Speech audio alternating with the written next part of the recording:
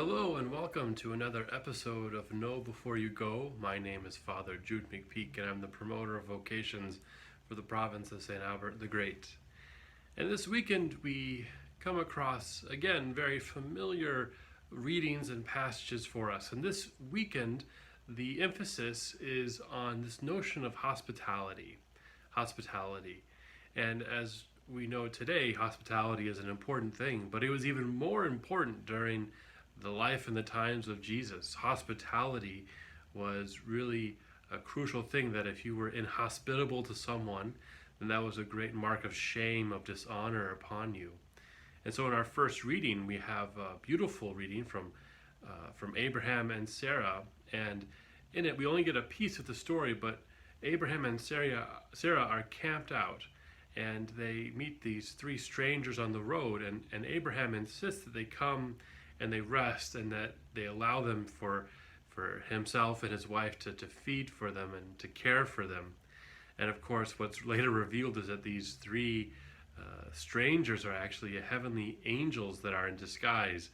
And even if you look at a lot of Eastern Rite iconography of the Trinity, very often it depicts the three angels eating a meal together as a sign of the Trinity, even in the book of Genesis with Abraham and Sarah. And so we have this first reading that focuses on the hospitality of Abraham and Sarah, and how their hospitality and their love was something they received rewards for. And in the gospel from Luke, we have a very different scene. We have Jesus, and he encounters Martha and her sister Mary.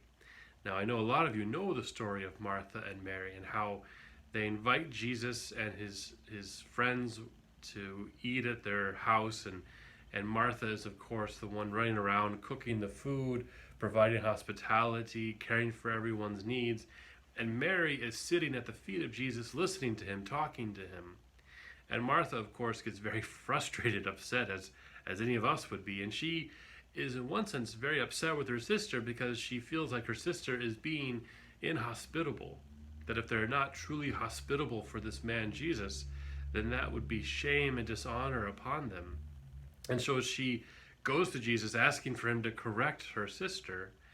But Jesus says that while what Martha is doing is important, what Mary has chosen is more important. In the Latin Vulgate, the translation that Jesus says is that Mary has chosen the unum necessarium, the one thing necessary. That she's chosen the one thing necessary for her to focus upon. And it's a deeper, even a spiritual reading into what he means. He doesn't just mean sitting and entertaining him, but literally sitting at his feet, listening to his words, and growing in her own faith, her own wisdom. For someone to sit at the feet of Jesus, to listen to him, would be the attitude and the position of a disciple rather than a host. And Mary has chosen to be his disciple over and above this call for hospitality.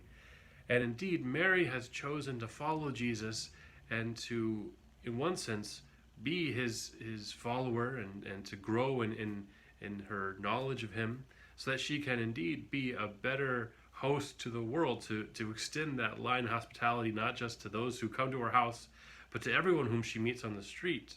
For indeed, Jesus is that true divine presence of God that shows us what it means to truly love others, to love our neighbors, to even love ourselves.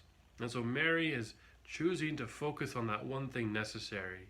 And later on, Martha, when we encounter her again later in the gospel, it seems she has learned this lesson. When their brother Lazarus has died, Mary is too forlorn. She's too sad to go and greet Jesus. But Martha is the one that goes out to greet Jesus, and indeed to welcome him into their house, into their lives. So indeed, we're called in our own lives to focus on the one thing necessary, which is Jesus, and to learn from him by sitting at his feet, by listening to his words, and reflecting upon what he has given us.